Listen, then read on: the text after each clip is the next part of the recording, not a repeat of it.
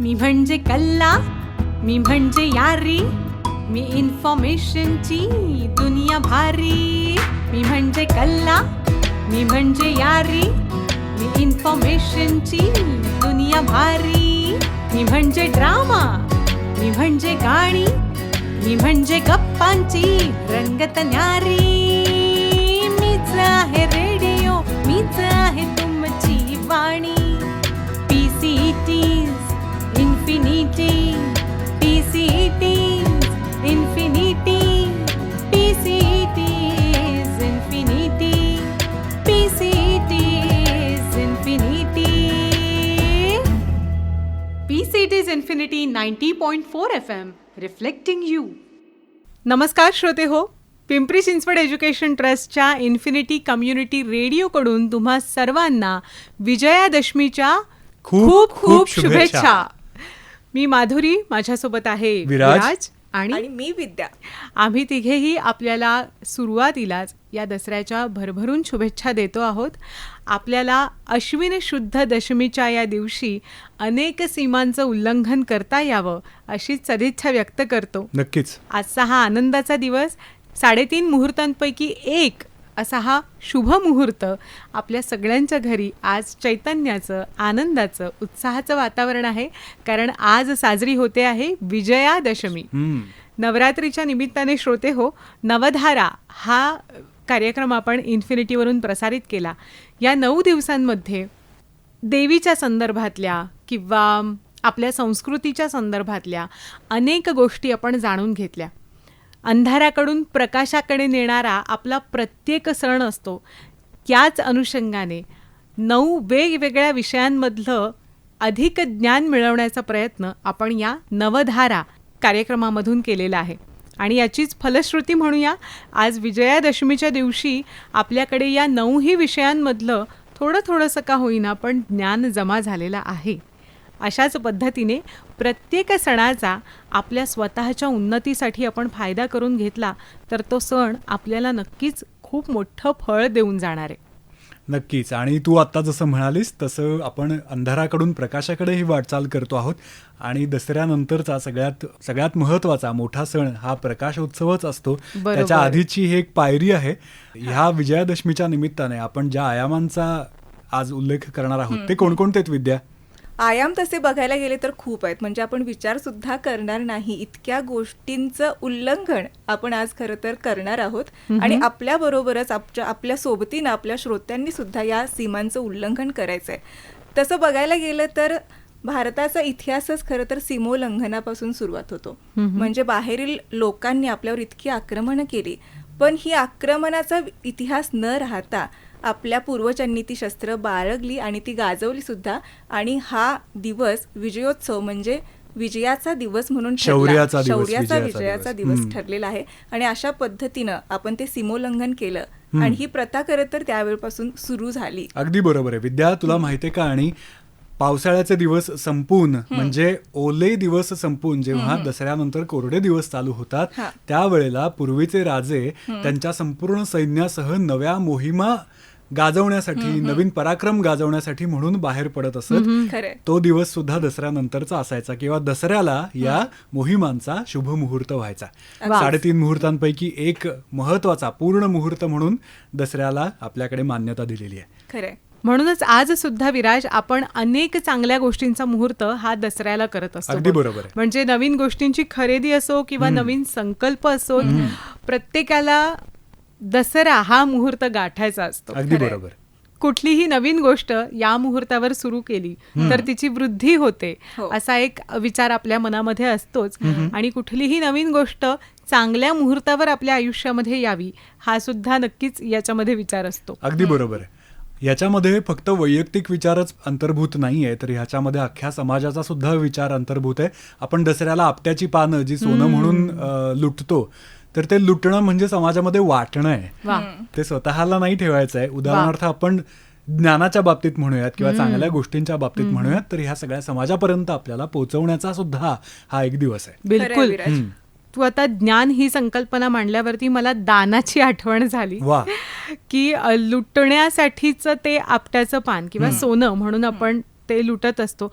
आपण देताना पण सोनं घ्या आणि सोन्यासारखं राहा असं म्हणतो. अगदी. हे बोलणं खूप सोपं आहे, पण आता आपल्याकडे असलेलं देणं ही गोष्ट वाढण्याची खूप जास्त गरज बरोबर आहे. आहे. आपल्याकडे प्रत्येक शुभ मुहूर्ताला किंवा कुठलीही पूजा सांगत असताना यज्ञाचं महत्त्व सांगितलेलं आहे, बरोबर. जे पूर्वी खूप मोठ्या प्रमाणामध्ये केले जात होते. ते यज्ञ म्हणजे त्याची संकल्पना त्यागाची अशी सांगितलेली आहे. म्हणजे यज्ञामध्ये समिधा द्यायची, तर कुठली समिधा उत्तम किंवा कुठली समिधा तिला महत्त्व आहे, तर जिचा तुम्ही त्याग करून ती त्याच्यामध्ये टाकलेली आहे त्याला यज्ञ म्हटलेलं आहे. त्यामुळे किती छान. श्रोते हो, मुहूर्त कोणताही असो, मला असं वाटतं की तो शुभ कशामुळे होतो, तर त्या मुहूर्ताला आपण काय क्रिया करतो त्यामुळे तो मुहूर्त शुभ होतो. खरंय माधुरी, आत्ता तू म्हणालीस की देणं खूप महत्त्वाचं असतं. याच्यावरून मला एक गोष्ट पुढे अशी आठवते की फक्त माझं, मी, मला ही गोष्ट कुठेतरी आत्ता आडवी येते या बऱ्याच गोष्टींसाठी. तर आपल्यातल्या ज्या वाईट प्रवृत्ती आहेत किंवा जो मी पण आहे तो थोडासा जरी बाजूला ठेवला आणि तू म्हणालीस त्या गोष्टीचा विचार केला तर हा विश्व बदलायला काहीच वेळ लागणार नाही. ज्ञानेश्वर महाराज सुद्धा म्हणतात की हे विश्वची माझे घर, ऐसी मती जयाची स्थिर, किंबहुना चराचर आपण जाहला. ही स्थिती आपल्याला खरं तर गाठता आली पाहिजे. आणि हे विश्वची माझे घर म्हणत आपण प्रत्येकानंच एकमेकाबरोबर एकमेकाच्या सहाय्यानं फक्त चांगल्या गोष्टींचा विचार करून वाईट गोष्टींवर मात करून हे सीमोल्लंघन खरं तर विचारांचं केलं पाहिजे. अगदी. याचा मतितार्थ काढायचा झाला तुझ्या बोलण्याचा तर जातीपातींच्या, किलमिशांच्या, अनेक ज्या आपल्या आजूबाजूच्या लोकांबद्दलच्या ज्या काही नकारात्मक भावना आपल्या मनामध्ये ठाण मांडून बसलेल्या असतात, बरोबर, ज्या अगदी आदिम काळापासून आपल्याला बघायला मिळतात, तर त्या सगळ्यांच्या सीमा पुसट करून खोडून टाकून हे विश्वाची माझे घर ही संज्ञा तिथे खूप चांगल्या पद्धतीने अंमलात आपण आणू शकतो. खरंय. श्रोते हो, दसऱ्याच्या निमित्ताने म्हणजेच विजयादशमीच्या निमित्ताने आज आम्ही तिघंही तुमच्याशी गप्पा मारतो आहोत. ह्या गप्पा सुरू राहणार आहेत, पण एक छानसं गाणं ऐकूया मध्ये या छान शुभमुहूर्तावर वा. आणि पुढे आपल्या गप्पा सुरू ठेवूया. नवल वर्तले गे माई, नवल वर्तले गे माई, उजळला प्रकाशू मनाची अंधाराचा होतसे विनाशू. नवल वर्तले गे माई, उजळला प्रकाशू मनाची अंधाराचा होतसे विनाशू.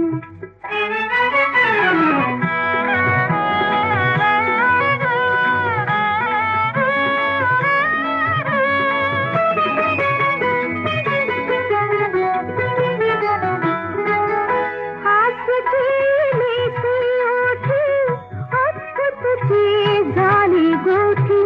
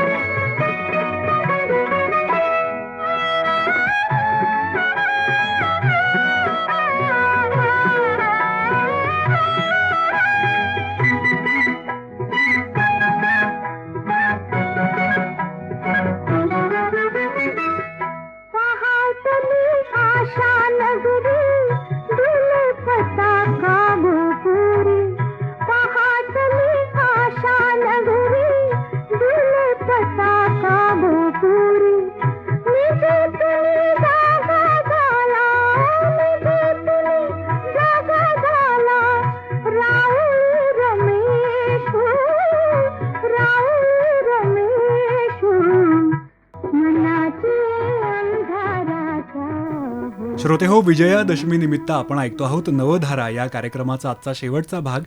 आणि दसरा म्हणजेच विजयादशमी किंवा ज्याला आपण सीमोल्लंघन करतो, तर त्यामध्ये अनेक विविध उपचार आपण या दिवशी करत असतो. आणि त्यामध्येच शस्त्रास्त्रांची पूजा असेल किंवा आपल्या रोजच्या वापरातल्या ज्या काही वस्तू आहेत ज्यांचा आपल्याला खूप उपयोग होतो अशा वस्तूंची पूजा करणं असेल किंवा ज्ञानदात्री अशी जी सरस्वती आहे, शारदा आहे, तिची पूजा करणं असेल, असे उपचार ह्या दिवशी केले जातात. थोडक्यात काय विराज, जो याचा मूळ उद्देश आहे, ज्याने आपण सुरुवातही केली होती की अंधाराकडून प्रकाशाकडे जायचं आहे, बरोबर, किंवा आपल्याला जगण्यासाठी सुसह्य अशा करणाऱ्या किंवा मदत करणाऱ्या ज्या गोष्टी आहेत त्या सगळ्यांप्रती कृतज्ञता व्यक्त करायची अगदी आहे. बरोबर. त्यांच्यामुळे आपण आहोत, त्यांच्यामुळे आपलं अस्तित्व आहे आणि त्यांच्यामुळेच आपला विकास होणार आहे. खरं. यामुळे या सर्व साधनांच्या प्रती सुद्धा आपला भाव हा आदराचा असावा, त्यांच्या प्रती सुद्धा आपल्याला जाणीव असावी. ही किती सुंदर गोष्ट सांगितली आहे. खूप सुंदर गोष्ट आहे. आणि या छोट्या छोट्या गोष्टींना आपण लगेच आचरणात आणू शकतो. अगदी. मी माझा अनुभव एक सांगतो. मला माझ्या वस्तू या खूप निगुतीने वापरण्याची खूप लहानपणापासून सवय आहे. आणि आपली गाडी असेल जी आपल्याला एका ठिकाणापासून दुसऱ्या ठिकाणी पोहोचवते, ती पोहोचवल्यानंतर गाडी लॉक करताना मी गाडीच्या टपावरती एक छोटासा हलकासा हे म्हण की थँक्यू, मला तू पोहोचवलंस आता. खरंय. तर हा ग्रॅटिट्यूड म्हणजेच मनातला हा भाव आपल्या रोजच्या जगण्यामध्ये असायला हवा. त्याची आठवण म्हणून या दिवशी त्यांची आपण काय म्हणूया सागर संगीत पूजा करत असतो. तू गाड्यांचा उल्लेख केलास ना, त्यावरून मला ते आठवलं. म्हणजे हल्लीचे दिवस असे आहेत की कुणीच कुणाचा उद्याचा भरवसा देऊ शकत नाहीये. अशा वेळेला वाहन हे नेहमी आपल्या वापरात येणार, सकाळ संध्याकाळ, ज्याच्यामुळे काडी हलत नाही असं ते वाहन आहे.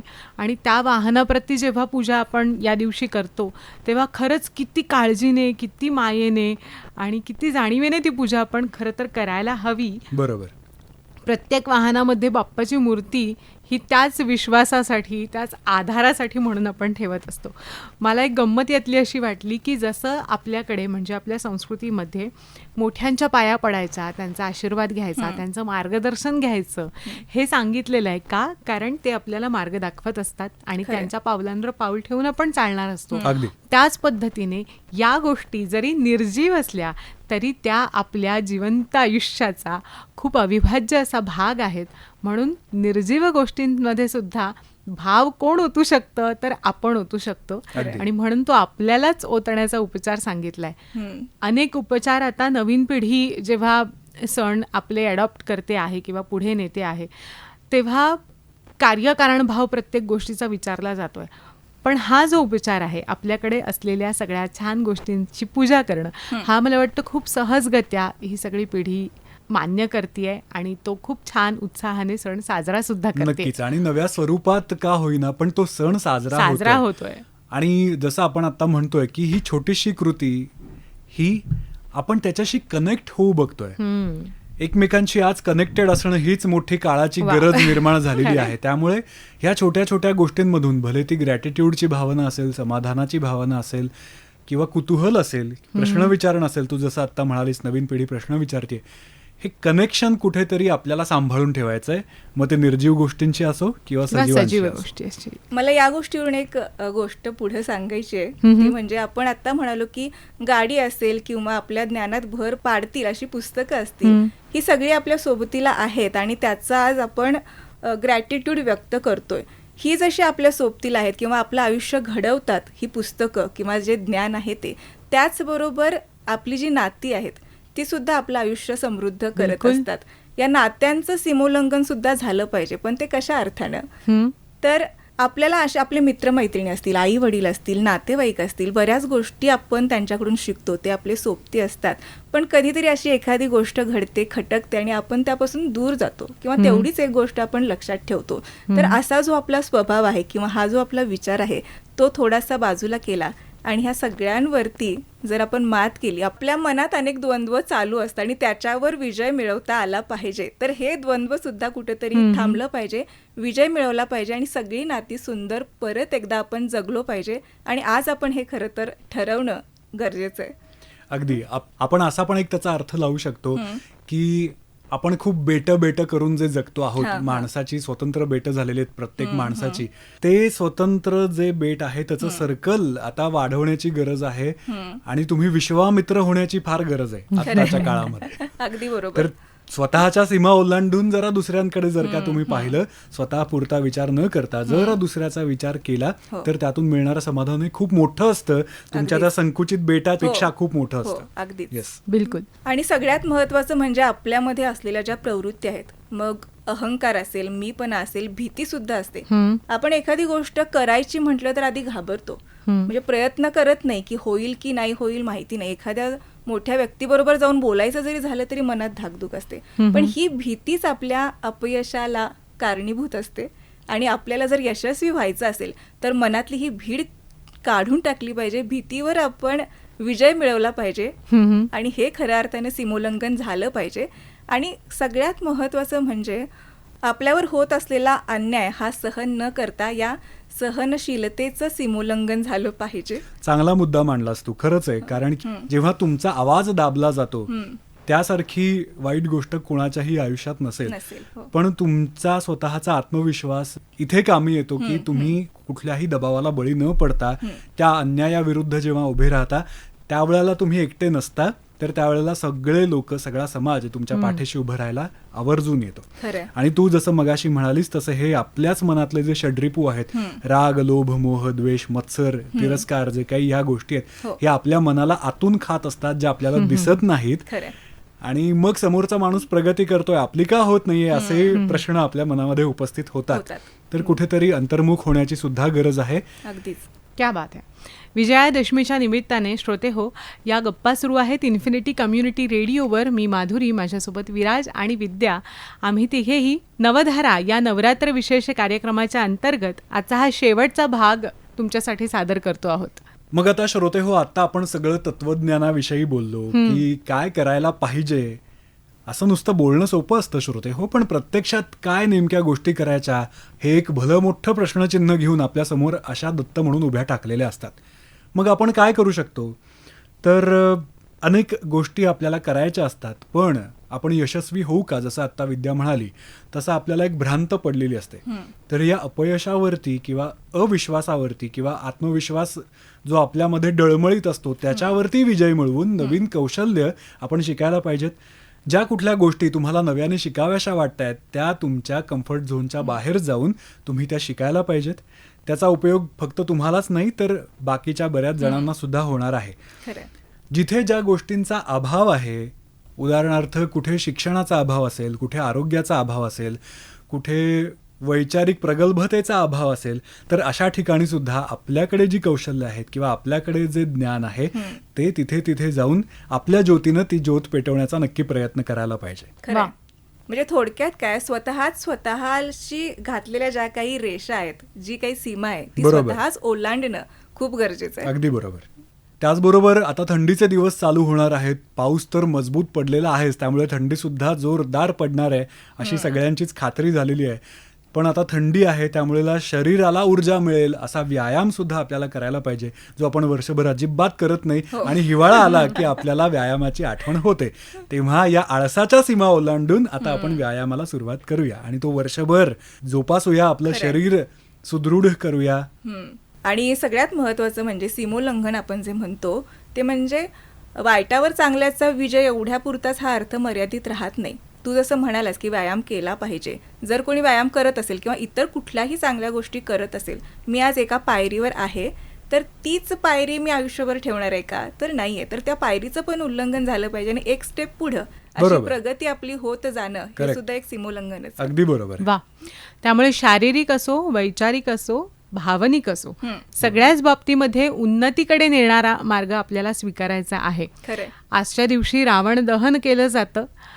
कायम ना आपल्याला बाहेरचं काही होत असताना खूप मजा वाटते बघायला. म्हणजे आता रावण दहन होतं तेव्हा खूप उत्साहाने तो रावण आपण तयार करतो आपल्याच आजूबाजूच्या सामुग्रीमधून, आपणच त्याला बाण मारतो आणि आपल्यालाच तो आनंद मिळतो.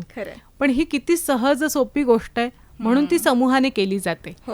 आज आपल्या मनामधला रावण जाळण्याची जी गरज आहे ना, त्याच्यासाठीची पण अशीच सामुग्री आपल्याला गोळा करायची, ज्याबद्दल आपण आता अनेकदा उल्लेख केला बरोबर आहे. की ज्या अनेक सीमा ओलांडायच्या आहेत, मग त्याच्यामध्ये येणारी भीती हा रावणच झालेला आहे. सहन आपण करतो आहोत एखादी गोष्ट, अन्याय गोष्ट घडतीये, हो. तर तो रावणच आहे. मग याच्यासाठी काय काय सामुग्री लागणार आहे की ज्या सामुग्रीने आपण त्याचा नाश करणार आहोत.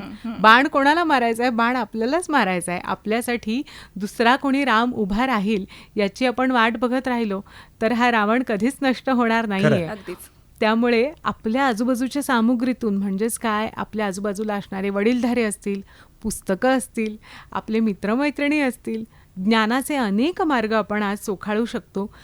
देवकृपेनेच म्हणूया, प्रचंड सामुग्री आज आपल्याकडे उपलब्ध आहे. पण आपल्या हितासाठीची कोणती आहे तर ती गोळा करूया आणि आपल्याच हाताने अतिशय चोख असा नेम धरून त्या रावणाला आपण सगळेजण मिळून त्याचं दहन करूया. तिथे जर तुम्ही हाक मारलीत ना तर आपल्या आजूबाजूचा समाज हा आपल्यासाठी नक्की उभा राहील आणि ते रावण दहन आपण एकमेकांसाठीचं सुद्धा नक्कीच करू शकू. नक्कीच. आणि थेंबे थेंबे तळे साचे असेल किंवा जेव तसं जेवत लगाते चलो ही फ्रेज असेल, तर मुळात ह्या सगळ्या गोष्टी आपल्याला ज्या पूरक आहेत, आपल्या चांगल्या आयुष्यासाठी पूरक आहेत, तर त्या आपण हळूहळू त्याचं संचित जमा करूया. जसं की एका रेषेला छोटं करण्याकरता आपण मोठी रेष काढतो, तसं आपण ही मोठी रेष स्वतःसाठी काढूयात आणि स्वतःही बिलकुल. मोठे होऊयात आणि दुसऱ्यांनाही इतरांनाही मोठे करूया. करूया. विराज, तू कार्यक्रमाच्या सुरुवातीला जसं म्हणाला होतास की पूर्वी युद्धाच्या काळी पावसाळ्यामध्ये युद्ध होत नव्हतं, त्यावेळी पुढची आखणी करण्यासाठी तो वेळ खूप चांगला मिळायचा त्यावेळच्या लोकांना. मला इथं एक नमूद करावंसं वाटतं की आत्ता आपल्याला शांत वेळ कुठे मिळते तर ती रात्री, आणि ही रात्र खूप महत्वाची असते. आपण 9 दिवस 9 रात्री जागर केला, देवीचं गुणगान गायलं, पण आपल्या आयुष्याची पुढची आखणी जर करायची असेल तर ही रात्र फक्त नवरात्र राहत नाही, तर नवरात्र म्हणजे येणारी प्रत्येक नवीन रात्र ही वा. खूप महत्वाची असते. क्या बात आणि है. पुढचं आयुष्य आपल्याला जर खूप छान पद्धतीने जगायचं असेल तर येणाऱ्या प्रत्येक नवीन रात्रीमध्ये तुम्ही तो विचार करावा आणि येणारा नवा दिवस तुम्ही असा छान आनंदात आणि तुम्ही आखणी केलेल्या मार्गावरच चालला तर छानच सीमोल्लंघन होऊ शकतं. सुंदर. वा. किती सुंदर विद्या. प्रत्येकाचं जे सार असतं ना, प्रत्येक गोष्टीचं किंवा संवादाचं, ते सार तुझ्या या बोलण्यामधून, अगदी. तुझ्या या विचारामधून अतिशय समर्पक पद्धतीने मांडलं गेलेलं आहे. श्रोते हो, हा विचार आपण आपल्या मनामध्ये नक्कीच रुजवूया आणि यशस्वी होऊया, विजयोत्सव साजरा करूया. पुन्हा एकदा आपणा सर्वांना विजयादशमीच्या खूप खूप शुभेच्छा. आणि त्याचबरोबर आपलं आयुष्य हे शांततापूर्ण जगण्यासाठी म्हणून सुद्धा तुम्हा सगळ्यांना इन्फिनिटी कम्युनिटी रेडिओ 90.4 FM कडून मनापासून शुभेच्छा. सोनं घ्या आणि सोन्यासारखे राहा. देव हो बघा रामलीला, देव हो बघा रामलीला, भूवरी रावण वध झाला, भूवरी रावण वध झाला.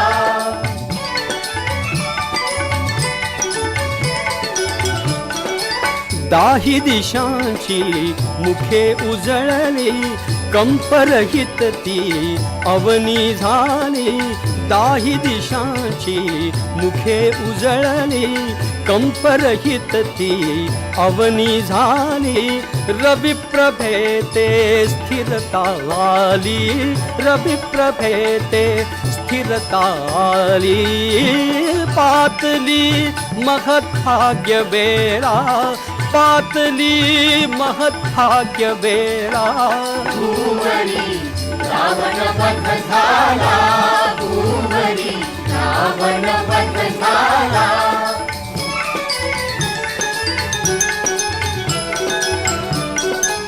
साधू साधू वच वदती मुनिवर, छेडू लागले वाद्ये किन्नर.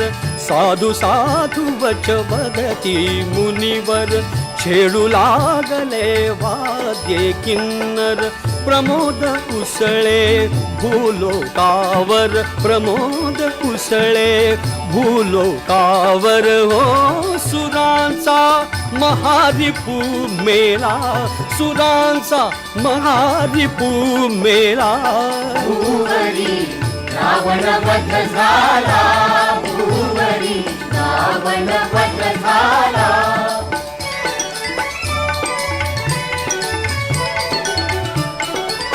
रणी जयाचे चाले नर्तन नृपासहित ते विजयी कपिगण रणी जयाचे चाले नर्तन नृपासहित ते विजयी कपिगण श्रीरामांचे करीती पूजन श्रीरामांचे करीती पूजन हो वाहुनी फुले पर्णमाला वाहुनी फुले पर्णमाला भूवरी रावण वध झाला भूवरी रावण वध झाला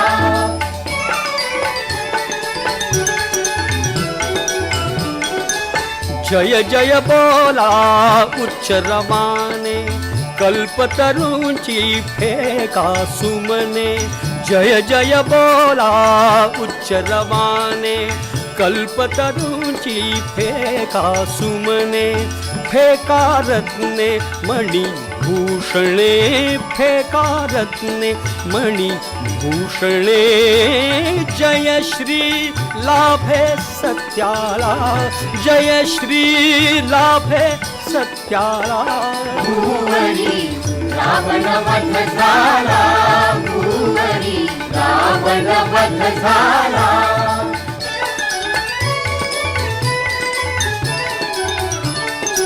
श्याम राम हा धर्मपरायण हा चक्रायुध श्री नारायण श्याम राम हा धर्मपरायण हा चक्रायुध श्री नारायण जगदोत्पादक त्रिभुवन जीवन जगदोत्पादक त्रिभुवन जीवन ओ मानवी राम रूप ल्याला मानवी राम रूप ल्याला भूवरी रावण वध झाला भूवरी रावण वध झाला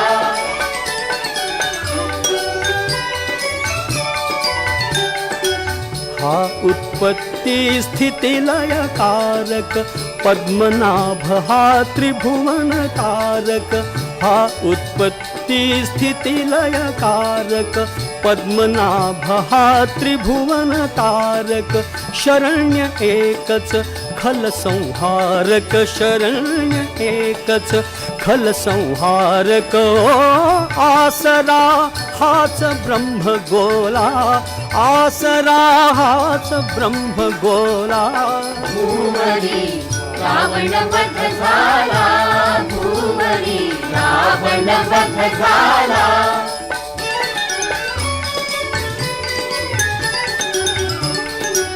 वत्सलांछना धरुनी वक्षी संत सज्जना नितरक्षी वत्सलांछना धरुनी वक्षी संत सज्जना नितरक्षी हा सत्याचा सदैव पक्षी हा सत्याचा सदैव पक्षी जाणतो हाच एक याला जाणतो हाच एक याला भूवरी रावण वध झाला भूवरी रावण वध झाला